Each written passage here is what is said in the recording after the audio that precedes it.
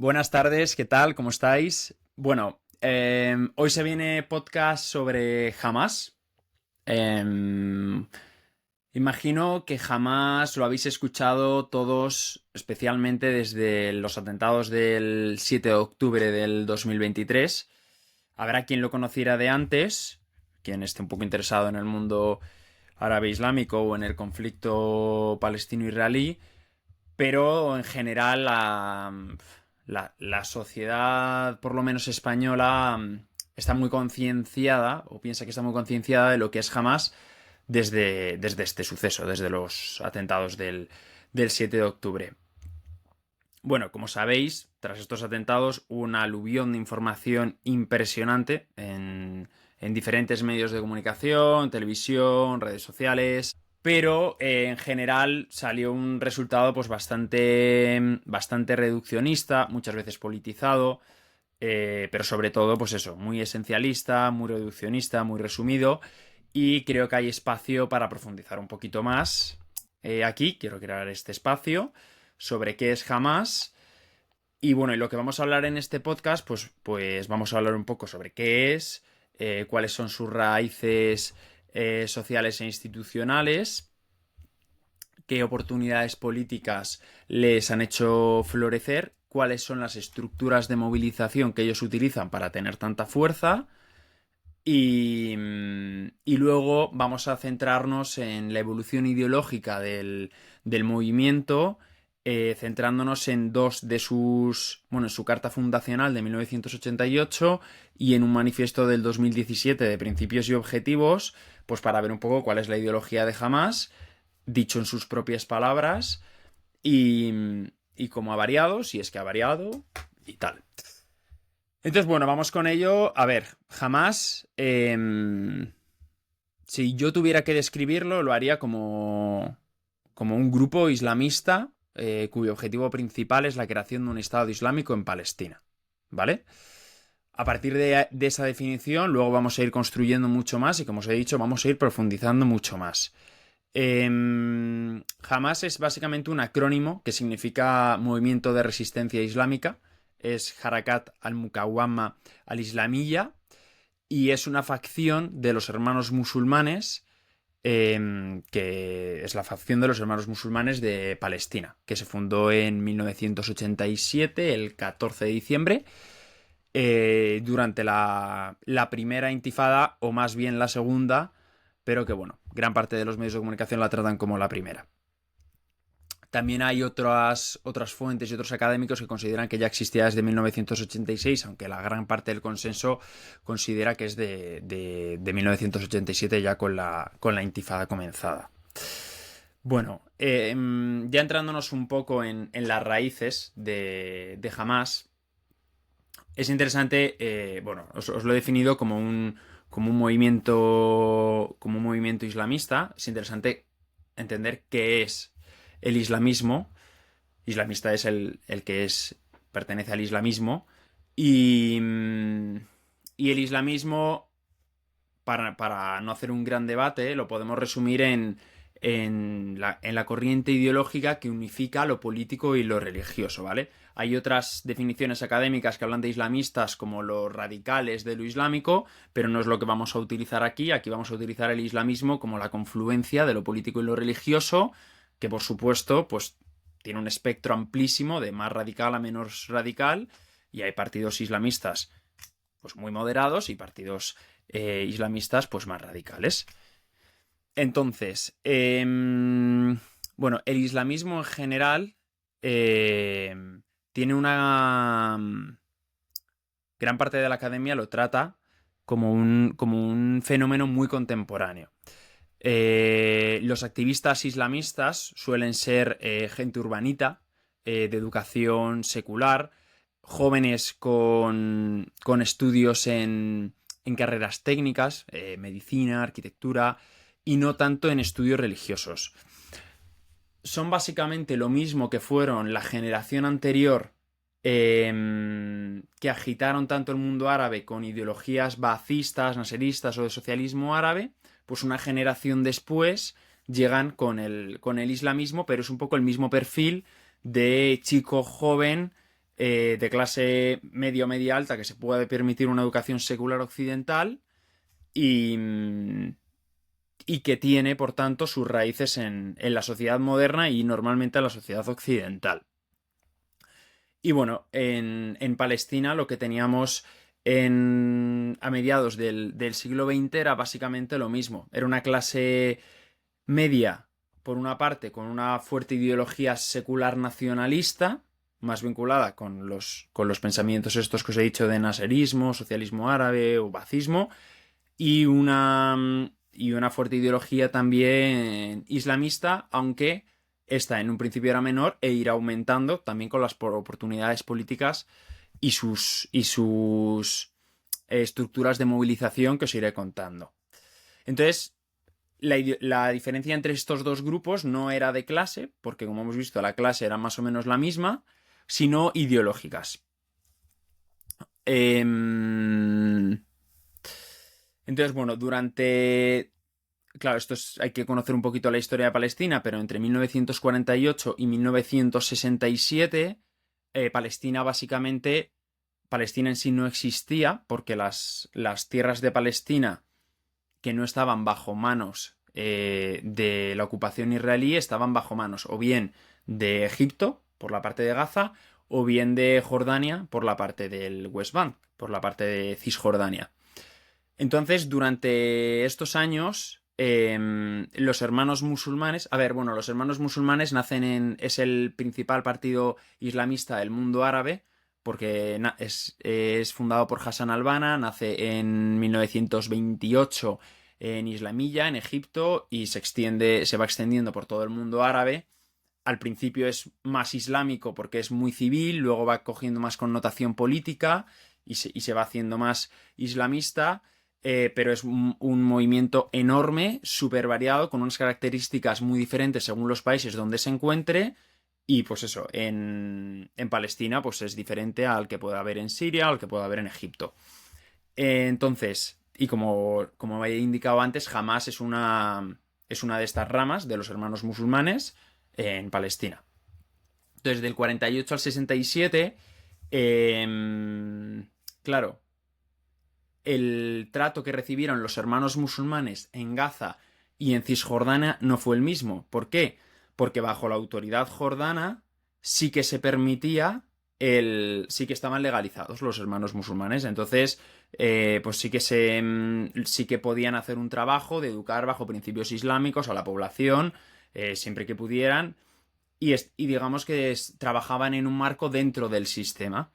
¿Qué pasa? Que en Egipto estaban prohibidos. En Egipto desde Nasser los prohibió a los hermanos musulmanes tras un atentado. De hecho, Hassan al-Banna fue asesinado en unas represalias y estaban prohibidos. Entonces, en Gaza hizo que el movimiento de los hermanos musulmanes fuera más propenso hacia la radicalidad y hacia los gobiernos apóstatas, aquellos gobiernos que no hacían cumplir bien la ley de Dios, porque no podían jugar dentro del régimen. Cuando a la oposición se le reprime, tiene dos opciones: o bien desaparece o bien juega fuera de la ley. Entonces en Gaza la oposición jugaba fuera de la ley. De hecho, incluso cuando en 1967 se unifica bajo un mismo régimen Cisjordania y Gaza, porque básicamente se da la Naksa e Israel ocupa todo, los hermanos musulmanes de Cisjordania siguen teniendo nexos de comunicación y movimiento con los de Jordania, pero no con los de Gaza.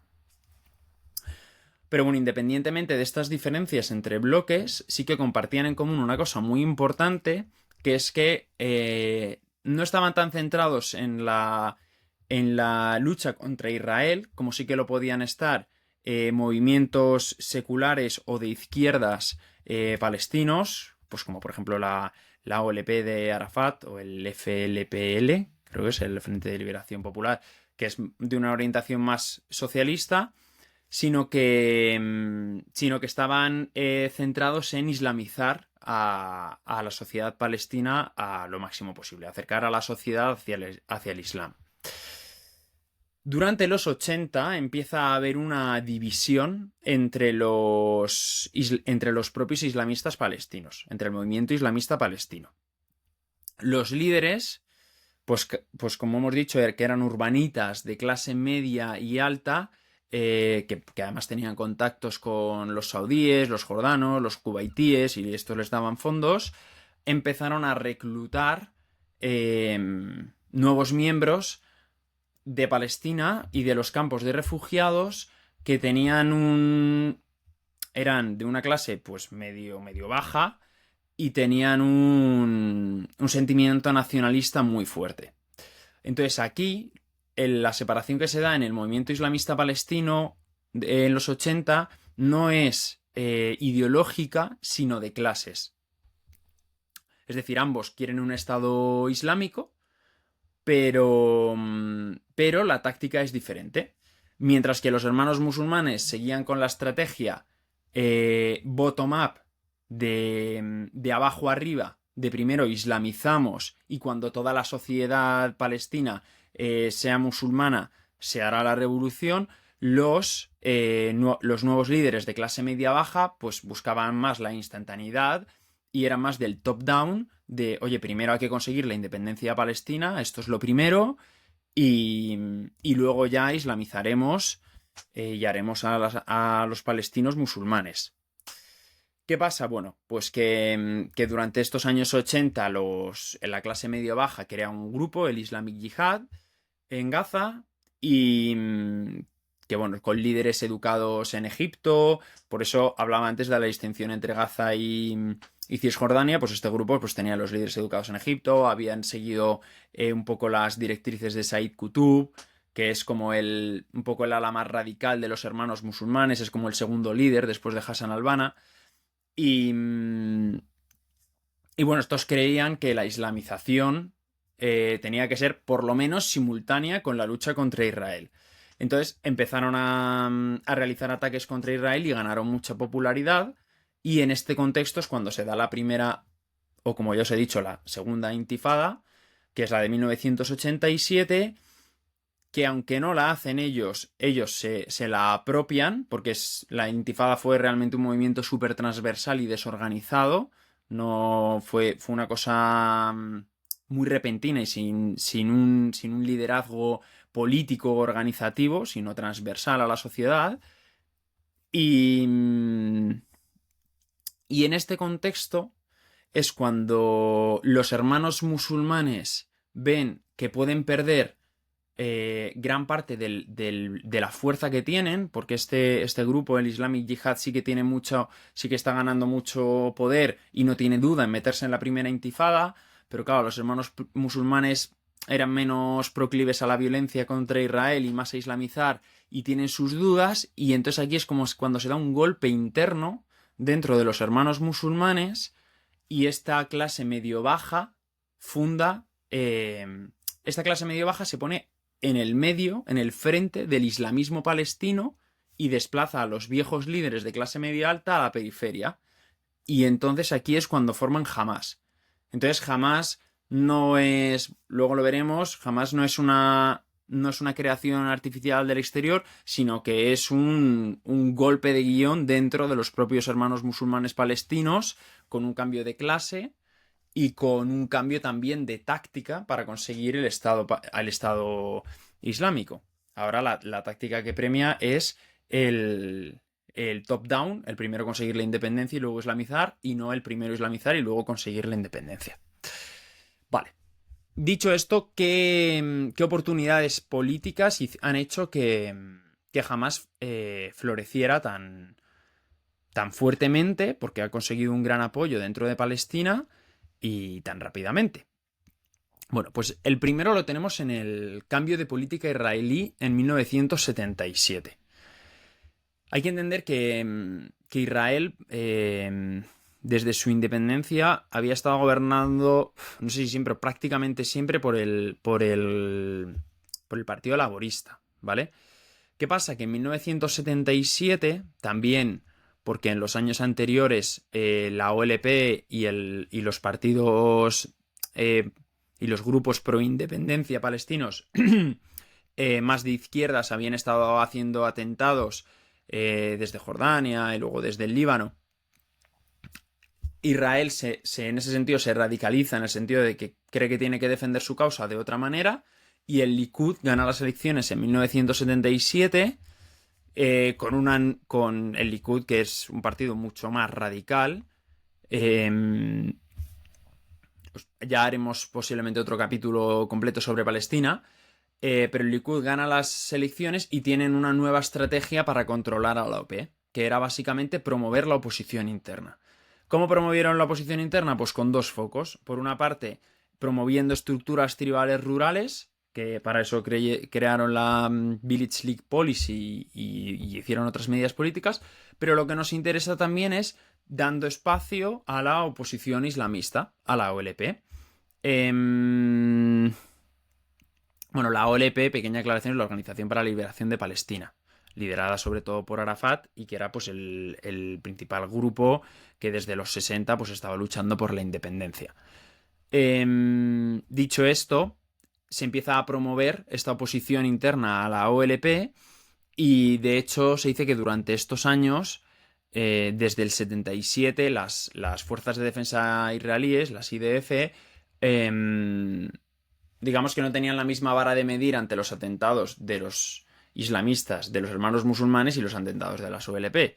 A los miembros de la OLP se les trataba con una crueldad y una arbitrariedad fortísima, mientras que a los de los islamistas se solían hacer los tontos porque querían darles un espacio político donde crecer.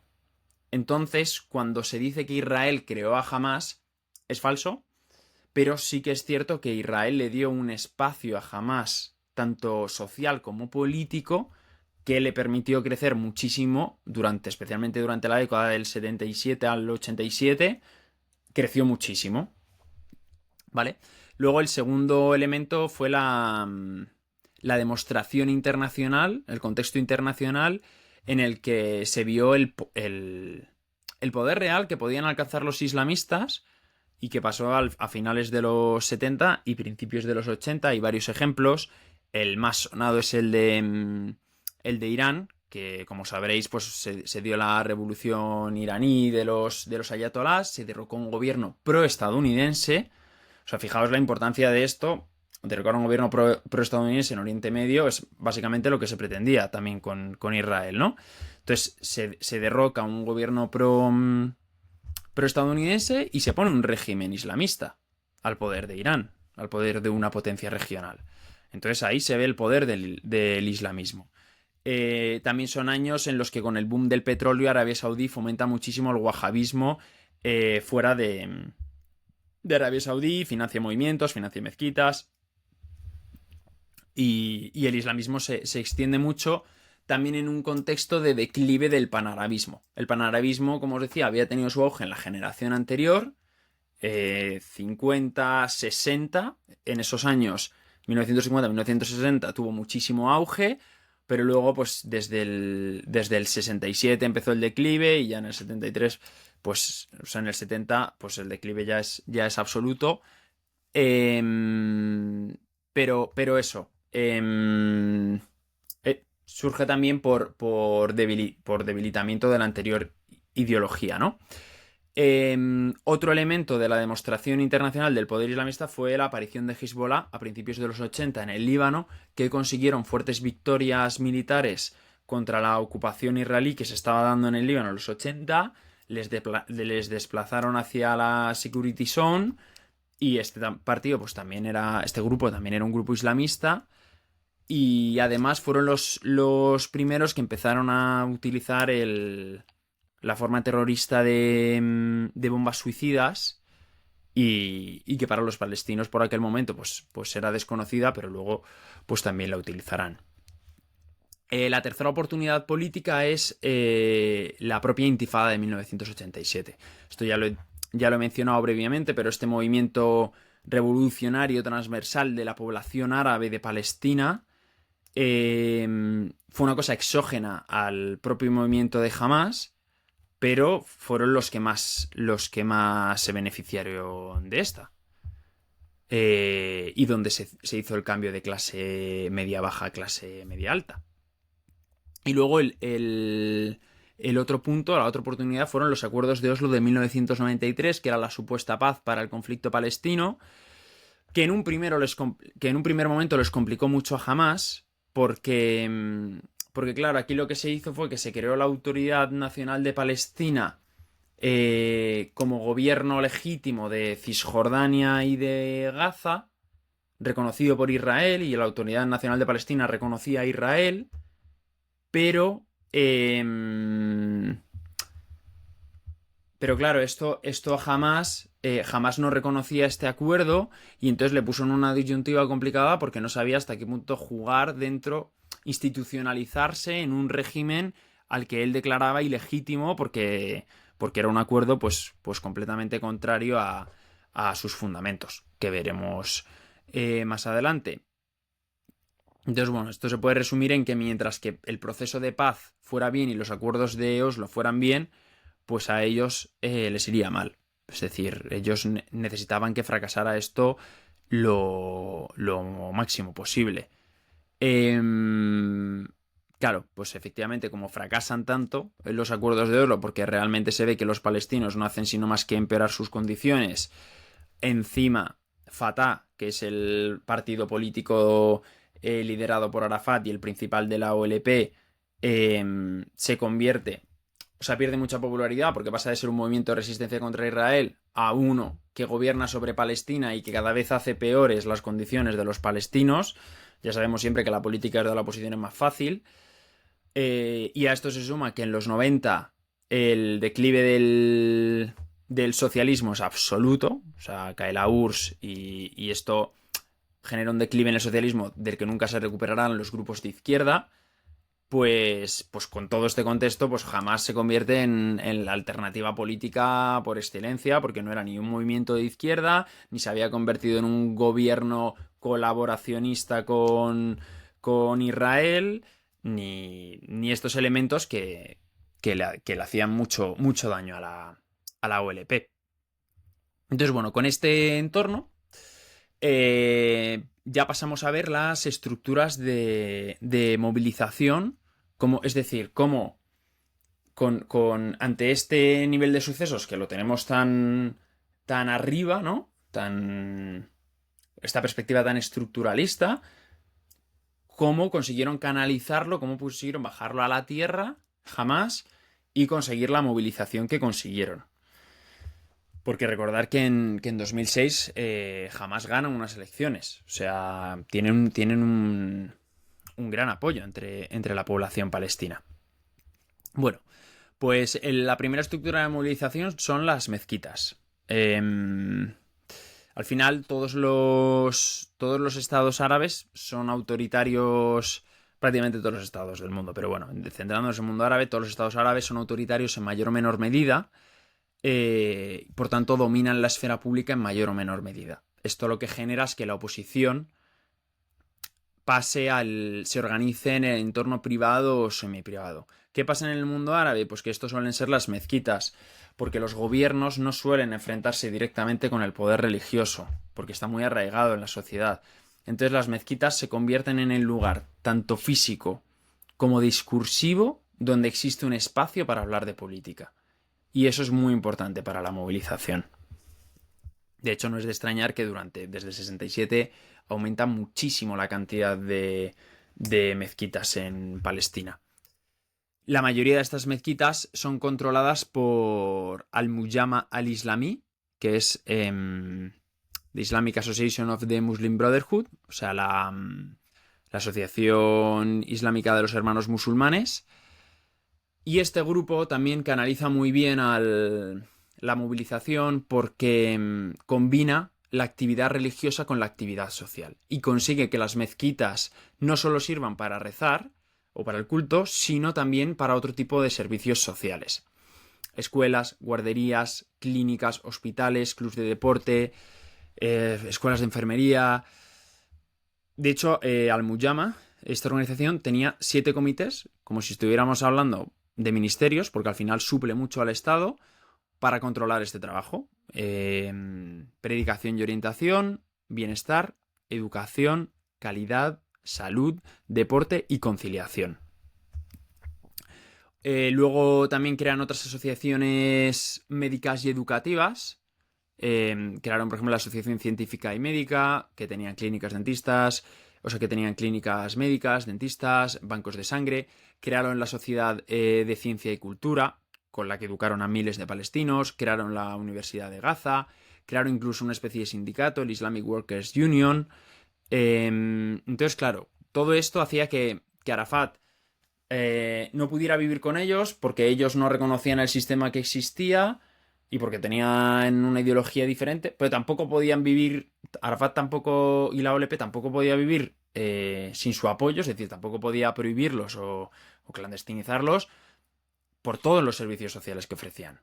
De hecho, es que durante estos años se estima que el 95% del presupuesto anual de Hamas se dirigía a programas sociales. Entonces, claro, esto en un país con un estado de bienestar tan flojo, pues es importantísimo y consigue mucho apoyo social. Y luego tenemos las instituciones políticas, que principalmente el brazo que fue fuerte para Hamas fueron las asociaciones de estudiantes universitarias. Y es que desde los 80 el bloque islamista se hizo con consejos de estudiantes en Gaza, mientras que la OLP mantuvo los suyos en Cisjordania, pero aún así en Cisjordania pues también tenían representación y competían a la OLP. Claro, esto es importante porque las universidades tenían mucha autonomía bajo la ocupación, incluso más que las mezquitas. ¿Por qué? Porque las mezquitas solían recibir financiación del exterior que era administrada por Israel o Jordania, y entonces ahí ya, cuando la financiación te la administra Israel, ya puede haber cierto control. En cambio, con las universidades no pasaba eso.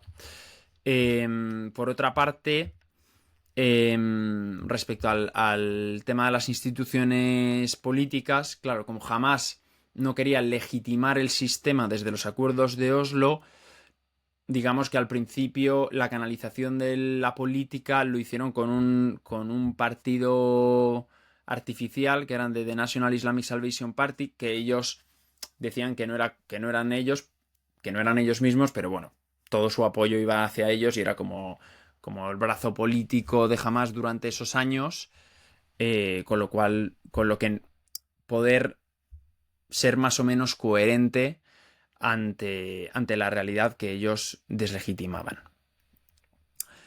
Vale, entonces, visto esto, vamos a pasar a... A ver, ¿cómo comparto aquí yo la pantalla? Vamos a pasar a la ideología de Hamas.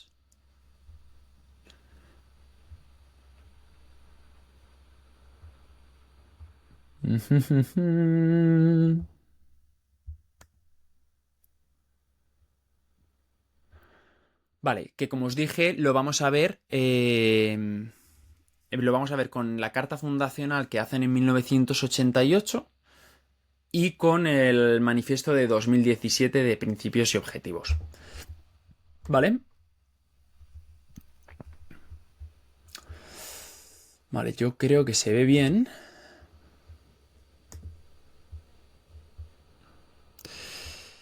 Yo creo que se ve bien. Vale, esta es esta es la carta del 1988, la carta fundacional. Y bueno, os cuento un poco. Bueno, tiene 20 páginas. A ver, vamos a ir por encima. Obviamente no la vamos a leer entera porque entonces el podcast se hace en 5 horas. Pero vamos a ir un poco por los puntos clave y ahora os explico lo subrayado. Bueno, os lo explico ya. Lo que he subrayado en azul son los textos, son citas de textos sagrados, Corán o Suna. Lo pongo así porque quiero que veáis cómo continuamente su pilar argumentativo durante la carta fundacional es el texto sagrado. Es decir, ellos dan su visión sobre algo, su principio o su objetivo, o explican su organización o su estructura y te citan en qué parte del Corán o en qué parte del Hadith esto se sustenta. Es decir, por qué tiene un sentido islámico lo que están diciendo. ¿Vale? Entonces, el documento es subrayado en azul todas las citas y, como vais a observar, prácticamente cada artículo, de hecho yo creo que es todos los artículos, igual alguno no, pero por lo menos todos los bloques tienen alguna cita coránica o algún hadiz, ¿vale? Los hadices son los dichos y hechos del profeta, de Mahoma. Bueno, pues aclarados los colorcitos, vamos un poco aquí, vamos a empezar ya con el artículo 1. En el artículo 1 ya nos define pues lo que es Hamas, de Islamic Resistance Movement. Dice que su programa es el Islam, o sea, un poco lo que os he dicho, y que de aquí pues se sacan sus ideas, sus formas de pensar y entender el universo, la vida, las personas. Es la forma de juzgar la conducta, es la inspiración y la guía y los pasos de todos, ¿vale?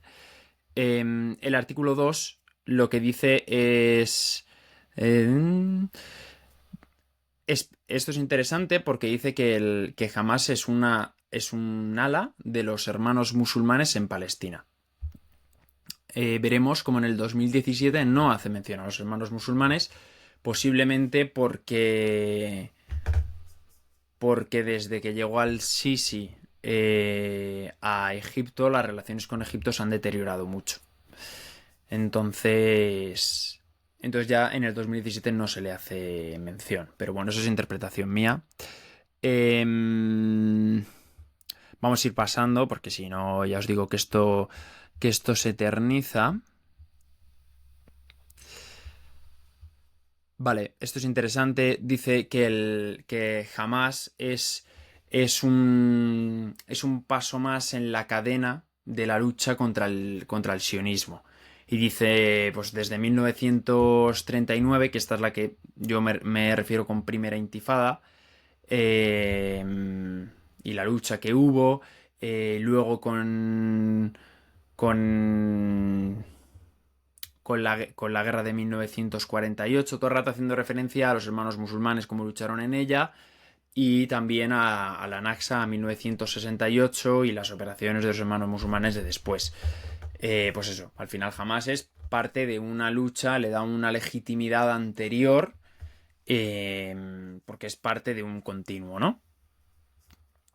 Dice, no matter how long that should take.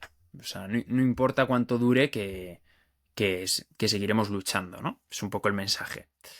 El artículo 8 es fundamental porque para mí es lo que mejor resume a Hamas. Es el eslogan y dice: Alá es el objetivo, el profeta es el modelo y el Corán es la constitución.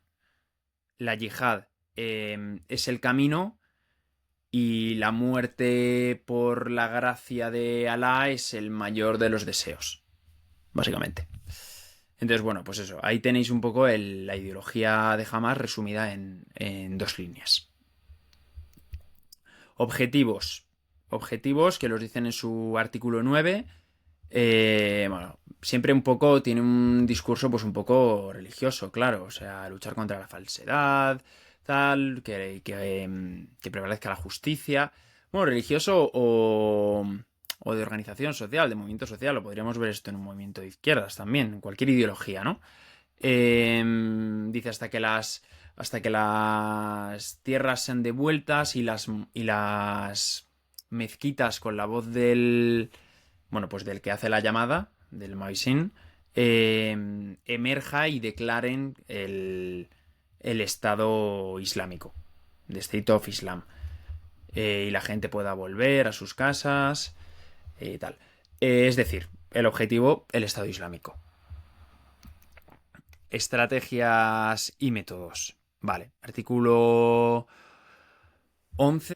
El concepto de Waqf, que es muy importante. Es básicamente como que, bueno, sin el cómo, Alá les ha dado Palestina a los musulmanes y entonces dice, no puede ser repartida, dice ninguna parte ni todas pueden ser dadas, ya sea por un país árabe, por un rey, por un presidente, por cualquier organización, incluso por un propio palestino. Nadie tiene el derecho a dar la tierra de los palestinos a alguien que no sea musulmán. Dice, Palestina es una tierra islámica consagrada para los musulmanes hasta el día del juicio final. Vale, el artículo 12 nos habla del nacionalismo y esto es interesante porque lo que hace Hamas con el nacionalismo es digno de estudio ya que claro, el principal movimiento que aglutinaba el nacionalismo palestino era la OLP y ellos lo que hacen es como una escisión del nacionalismo en el que lo catalogan como el verdadero, lo vamos a ver, el verdadero nacionalismo y el más poderoso, ¿no? Dice, el nacionalismo desde el punto de vista de Hamas es parte del credo religioso. Esto no se puede ver en otro régimen y es un hecho indiscutible. Dice, mientras que otros movimientos nacionalistas están conectados con causas materialistas, humanas o regionales, el movimiento nacionalista de Hamas, estoy leyendo esta parte morada, el movimiento... Uy, wow. El movimiento nacionalista de Hamas se centra en elementos del alma y de la vida. O sea, en una fuente espiritual y garantizadora de vida. Es decir, que sus razones son más puras, más nobles y más poderosas, no son materialistas, ¿no? Que suena como más mundano, más terrenal, menos importante, bajo su punto de vista. Sigue diciendo... Bueno, que todos los pactos internacionales, bueno, esto es un poco otro tema del nacionalismo, luego vamos a volver, bueno, está relacionado, dice, todos los pactos internacionales entran en contradicción con los principios de Hamas y están atacando a la religión. ¿Veis? Vinculan el nacionalismo con la religión. Si el pacto ataca a su nación o a su tierra, está atacando a su religión. El nacionalismo es parte de la religión, vuelve a decir aquí. Cita texto sagrado del Corán. Entonces, claro, pues dice, no hay otra solución para los palestinos que excepto la yihad. Iniciativas, propuestas y conferencias internacionales son todos un gasto de tiempo. Volvemos a tener cita. Y artículo 14 nos habla de los 3 círculos. Es decir, es un poco quién tiene que hacer la yihad. Dice, la cuestión de la liberación de Palestina está vinculado con 3 círculos. Los propios palestinos, el círculo de los palestinos, el círculo de los árabes y el círculo de los musulmanes. Y cada uno tiene un papel contra el sionismo. Todos tienen sus deberes en este horror, en este error tan horrible. Y no sé, y no podemos pasar de estos temas. Aquí habla un poco en esta parte habla un poco, pues esto, de los deberes individuales de las diferentes partes. Te habla de la yihad, del papel de la educación también en la lucha por la independencia de Palestina, el papel de la mujer. Son cosas interesantes, pero bueno, para que no se eternice esto, ya os digo, os dejaré el link y vosotros pues lo veis cuando queráis. Pues esto, incluso el rol del arte islámico en la batalla de la liberación, ¿vale? Esto es interesante, lo del mutual responsibility, es lo que digo un poco de estudiar a Hamas como un movimiento social, que no lo digo yo, o sea, viene de largo.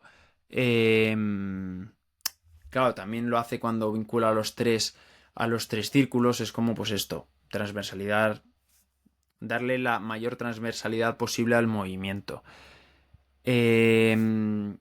Habla de los judíos, que esto también es interesante, es ver cómo Hamas se refiere, si habla de sionistas, si habla de judíos, si habla de israelitas, vemos que no habla, de israelíes, vemos que no habla de israelíes. Dice, en su trato nazi, los judíos no hacen excepción entre mujeres o niños. Su política es la de crear miedo, es la de la extorsión, la de la amenaza al honor. Tratan a la gente como los peores criminales. La deportación de nuestra tierra pues también es una especie de asesinato. Y dice, claro, pues ante esto es necesario que haya una social mutual responsibility, una responsabilidad mutua social entre la gente. Vale. Y aquí ya cambian un poco, o sea, pasan de decir cómo lograr la liberación de Palestina, con todos estos elementos que hemos ido muy por encima, pues el papel de las mujeres, el papel de los tres círculos, el papel de la educación, todos estos artículos, y pasan a este elemento que es interesante, empieza en el artículo 22 y es un poco la conspiración judía, ¿vale? Dice, las fuerzas de apoyo detrás del enemigo. Y dice, han conseguido, bueno, por mucho tiempo han estado planificando con precisión, tal. Vale, empiezo ya con el subrayado en morado.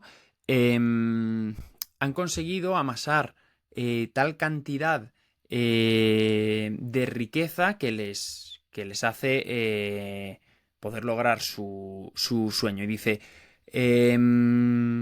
con el dinero toman control del media, de los medios de comunicación, de las agencias, de la publicidad, de los periódicos, de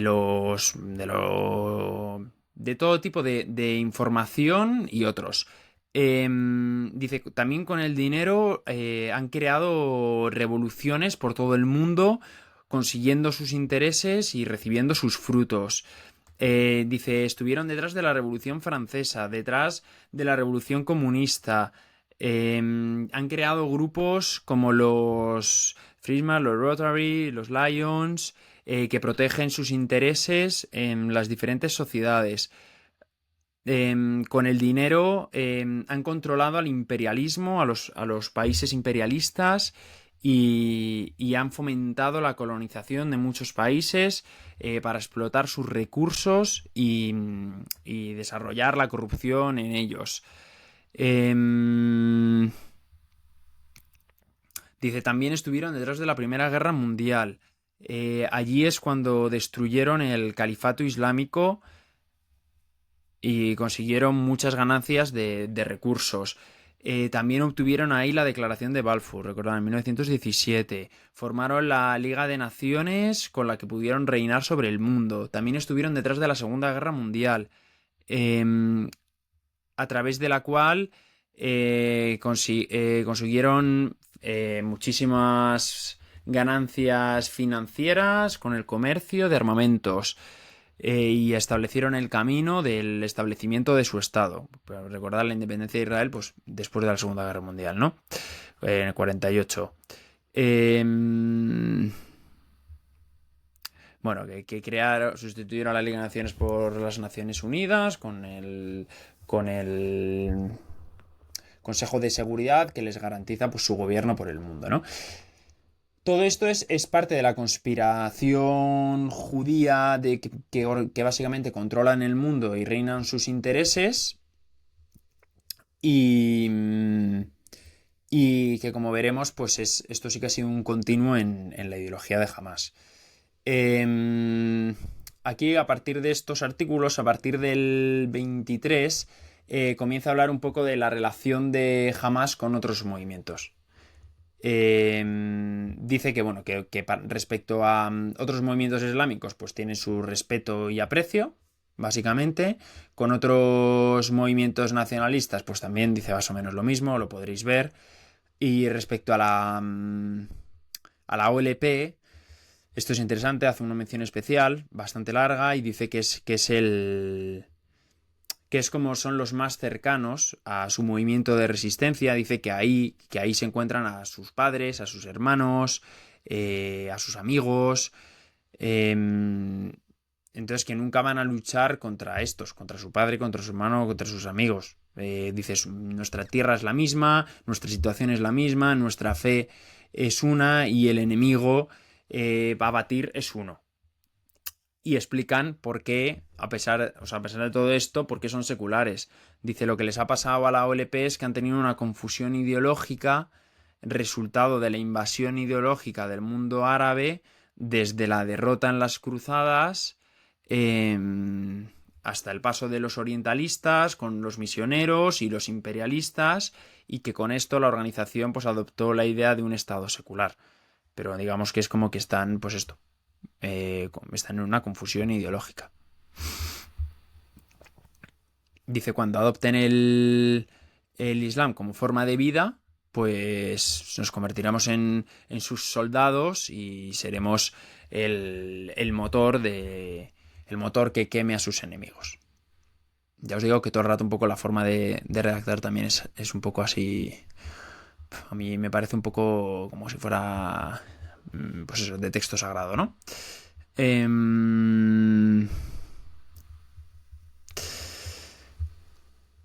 Vale, y ya está. Bueno, hace referencia a otros países. Ah, bueno, sí. Por terminar, también habla de Hamas como un movimiento humanista. Esto, seguimos en la parte de la relación con los demás. Dice pues que Hamas es un movimiento humanista que lucha por los derechos humanos guiados por el Islam. Y dice, y tolerando el respeto a otras religiones. Dice, bajo la rama del Islam es posible que existan los seguidores de otras religiones, el Islam, el cristianismo, el judaísmo. Siempre hacen relación a las abrahámicas, porque el Islam al final es la última de las abrahámicas y reconoce a las anteriores. Dice que que pueden coexistir en paz y que el pasado y el presente, la historia pasada y presente, pues es el mejor testigo de esto. Y unas citas.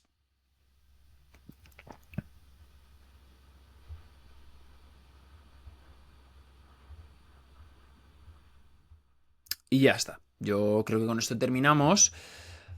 Básicamente ahí hacen pues un poco llamada también al levantamiento de todos los árabes. Y vamos a ver ahora. Este manifiesto es más corto, ¿vale? Entonces ya estamos acabando. Pero vamos a ver cómo hay cierta evolución en el lenguaje y en los objetivos.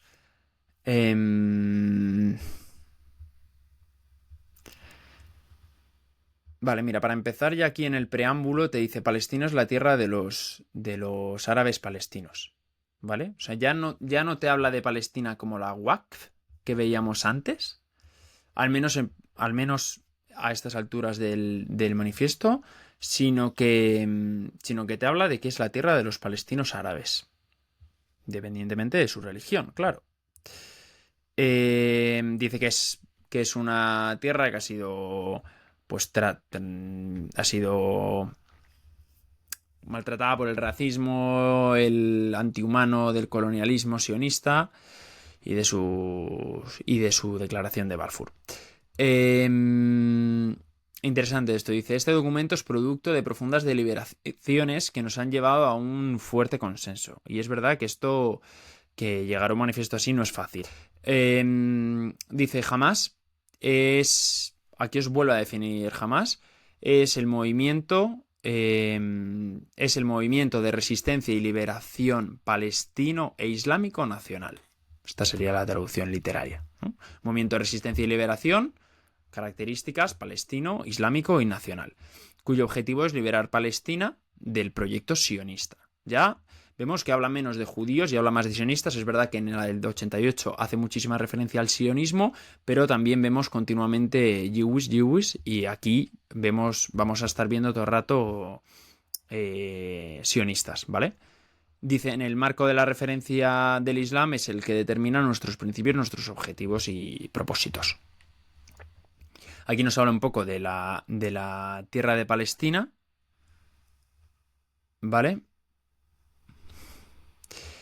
Y aquí ya dice Palestina. Aquí sí que vemos que sí que sigue con el... Mientras que aquí solo decía Palestina es la tierra de los árabes palestinos, aquí parece que sí que sigue con el principio de Palestina como Waqf, que es que Palestina es una tierra árabe e islámica. Y dice, está sacralizada, bendecida, como lugar para todos los árabes y todos los musulmanes. Y dice, ¿y quiénes son los palestinos? Bueno, los palestinos son los árabes que vivían en Palestina hasta 1947 independientemente de dónde fueron expulsados o si se quedaron.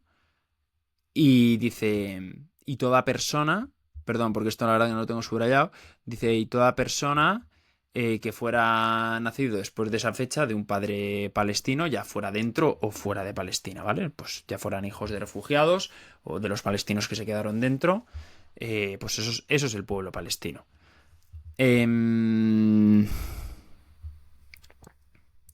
Dice que la identidad palestina es auténtica y fuera de cualquier concepción temporal. Habla de las catástrofes. Y dice, los palestinos...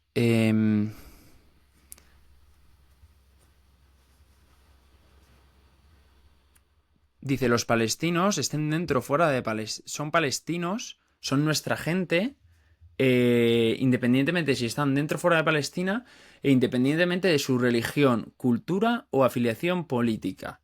Fijaos, aquí jamás estableciendo claramente que los palestinos no tienen por qué ser musulmanes, no tienen por qué ser de una orientación política o de una cultura. Lo importante es... Están hablando de palestinos como si fuera una ciudadanía.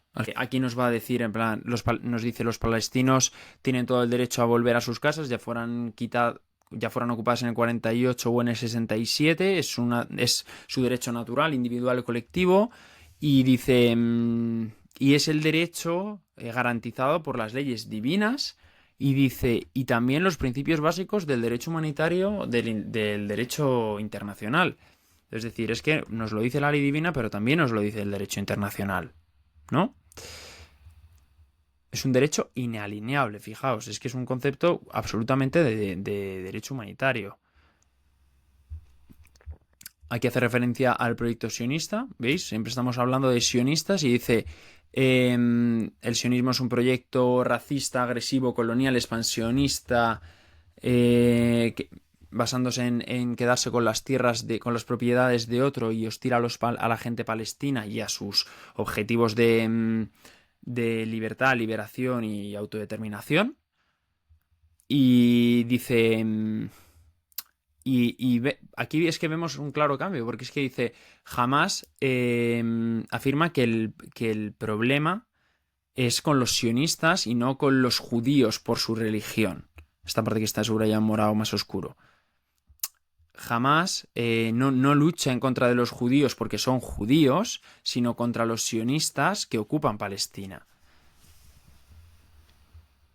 Y dice, son los propios sionistas quienes constantemente, dice aquí, son los propios sionistas quienes constantemente identifican a los judíos, o sea identifican el judaísmo con los judíos con el propio proyecto colonialista ilegal, ¿vale? Es decir, son los sionistas los que están identificando judaísmo y colonialismo.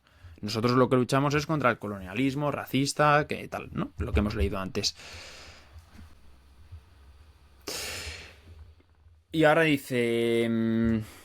nuestra posición respecto a la ocupación y a las soluciones políticas. Dice, declaramos absolutamente nulas y sin ningún tipo de derecho a la Declaración de Balfour 1917, al mandato británico, a la partición de las Naciones Unidas y a cualquier otra resolución que sea similar.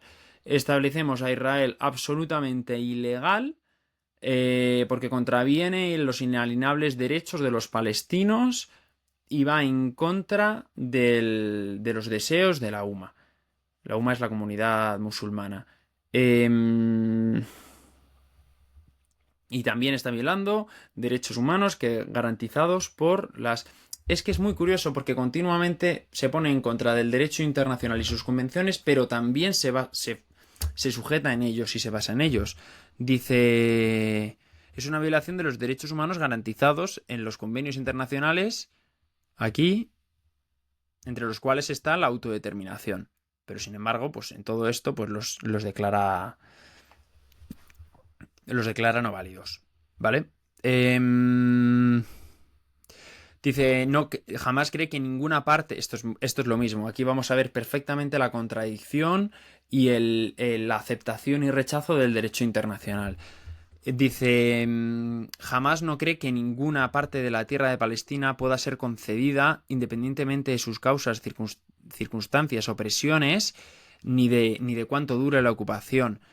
Jamás rechaza cualquier alternativa que no sea la liberación de Palestina completa desde el río Jordán hasta el mar.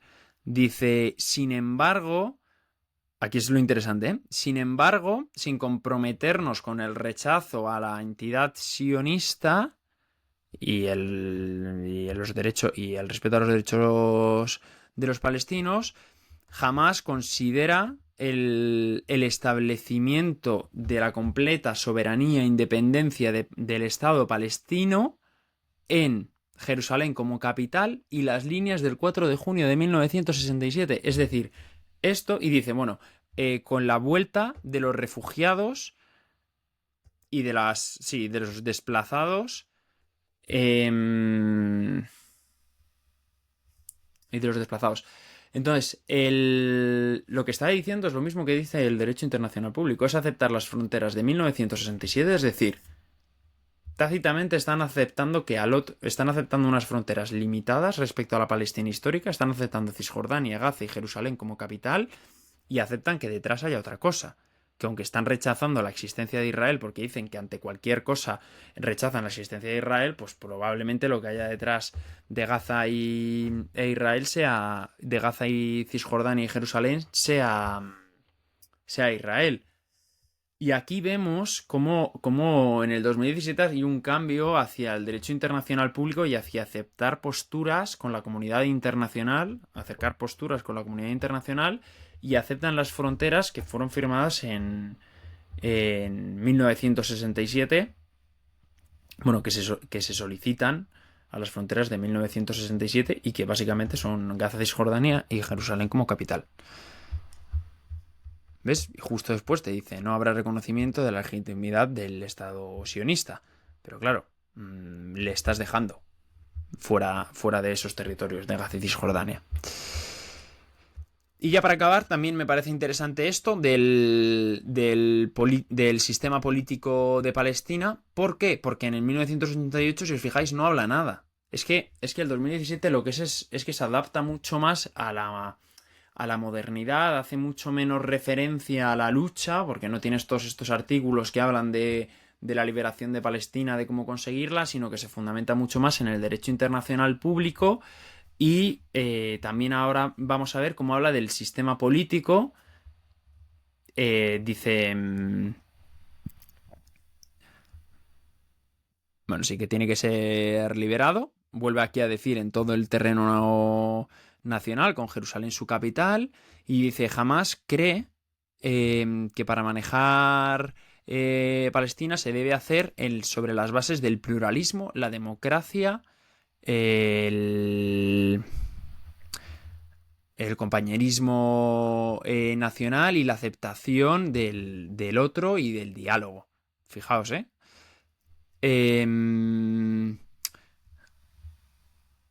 Dice que cree que las instituciones nacionales se tienen que construir en los principios democráticos y que tiene que haber elecciones libres y justas. O sea, es que al final estos son principios liberales de cualquier Estado democrático moderno. Pues aquí lo que te estoy diciendo es que ninguna fuerza puede intervenir y que tiene que tener autonomía en sus decisiones. Genial, pues entonces, vistos los dos manifiestos, la Carta Fundacional y el Manifiesto de 2017, pues podemos sacar unos elementos ideológicos en común, aunque tengan matices, pero que sí que se mantienen un poco en el tiempo. El primero es el fondo religioso de Palestina, el que Dios le ha dado a Palestina con exclusividad a los musulmanes, que como hemos visto en el 2017 también introduce más la fuerza de los árabes. En el primero habla de los 3 círculos, en el segundo se refiere a los árabes y a los musulmanes, y que ningún hombre o ningún partido político puede negociar la tierra para dársela a no musulmanes. Es decir, este argumento de que Palestina es waqf se ve más en el primero, pero en el segundo más o menos se mantiene. Otro elemento en común es que el Islam es la solución. El Islam es la solución, el Islam es lo que guía sus principios, sus propósitos, sus objetivos, su forma de pensar. Esto sí que lo tenemos completamente en los dos. De fondo está la idea de que Palestina es perdida porque los árabes dieron su espalda al Islam. Esto de hecho lo explica en el del 88, de que los árabes dieron la espalda al Islam y que la forma de recuperar Palestina es volviendo a recuperar el Islam.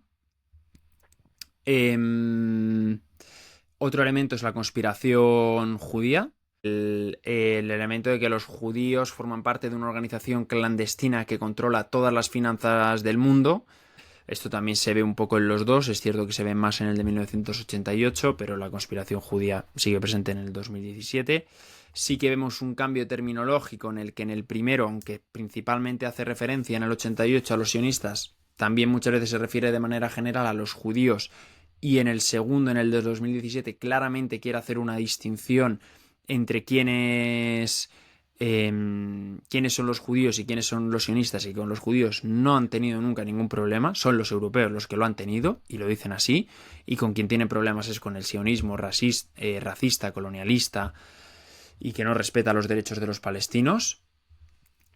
Otro elemento que está en común es el tema de la paciencia, de que, bueno, podemos estar en una situación complicada incluso. Esto es lo que les dota de coherencia y su incoherencia. Lo que en 2017 estamos enseñando de, oye, pero si dice que no se va a reconocer a la entidad sionista, ¿por qué acepta que Palestina y su soberanía sea solo sobre Gaza y Palestina? Pues por el concepto un poco de la paciencia y de que, bueno, todo puede ser una solución parcial. O sea, se puede estar viviendo una solución parcial hasta que consigamos el verdadero objetivo que es la independencia de Palestina. En cualquier caso, esto sí que es algo más interpretación mía, porque en el 2017 sí que puede ser una solución final el aceptar las fronteras de Gaza y Cisjordania y que la tierra de Palestina histórica se reparta en dos estados. Pero en el 1988 sí que claramente dice hay que esperar. Jamás es un movimiento más de una larga lucha contra los sionistas o los judíos, ya no sé ahí cómo se refiere, no me acuerdo, pero hay que esperar porque tarde o temprano conseguiremos vencer. Y luego el elemento también que es continuo es el de que jamás ofrece el auténtico nacionalismo. Es un nacionalismo diferente, pero es más verdadero y poderoso, porque eso no atiende a condiciones materiales, humanas o territoriales, sino a condiciones espirituales. El nacionalismo como parte del credo y como parte de la religión. Y bueno, esto lo tenemos también, no tan marcado, también porque el de 1968 es más largo, pero también lo tenemos en el 2017, el nacionalismo. Y nada, y con esto me gustaría ya terminar con una pequeña. Porque claro, uno de los grandes debates es sobre si está bien tratar a Hamas como un movimiento terrorista o no. Lo dejo al final, a mí no me parece demasiado importante, pero sí que es cierto que se le da mucha importancia. Y bueno, quiero dar una serie de argumentos por los que yo creo que no se puede tratar a una organización como Hamas como terrorista. Pero por muchas razones, lo cual no significa que no haga atentados terroristas, ¿eh? Lo primero es un poco la teoría de siempre de que el que para uno es terrorista, para otro es un luchador por la libertad. Y eso ha pasado en todos los ejércitos de liberación nacionales. Al principio pues se han tratado como organizaciones terroristas, luego se les ha dotado de una legitimidad internacional porque se veía como liberadores de un pueblo colonizado, por ejemplo.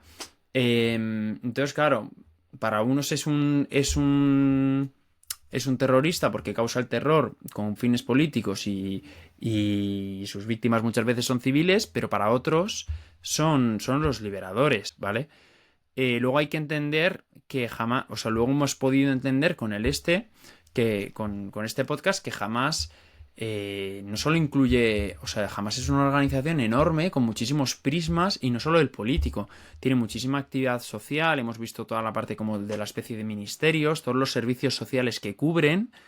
Y eso, claro, no tiene absolutamente nada que ver con nada político, por supuesto, con nada terrorista, y es un movimiento social que aglutina a cientos de miles de personas por diferentes ámbitos, no solo por el religioso o por el político, sino también por el social.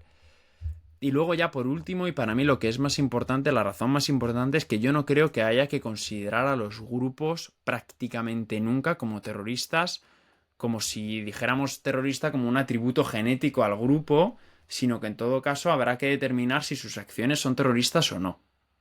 Y en esta línea, igual que considero que estados han cometido acciones terroristas, Estados Unidos, Rusia, yo no hablaría de Estados Unidos como un estado terrorista o Rusia como un estado terrorista. Eso no quita que sí que pueda mencionar acciones o política exterior que sí que pueda ser terrorista.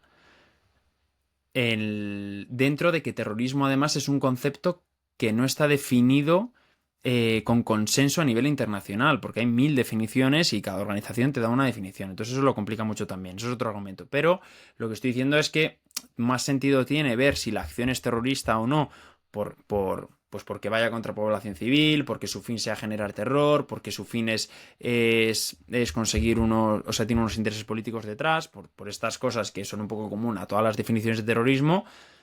Pero claro, ya hablar de una organización con tantos prismas como terrorista, a mí me parece que es esencialista y que pierde el sentido. Igual que si tratara a un Estado de terrorista cuando tiene un Estado pues 1000 caras que muchas no tienen nada que ver con política o con acción militar o con acción violenta. ¿Vale? Entonces, bueno, dicho esto, espero que hayáis disfrutado. Nada, a mí ahora me toca montarlo y subirlo. Y ya sabéis, cualquier duda, pues lo ponéis en los comentarios. Me dais al like, suscribís.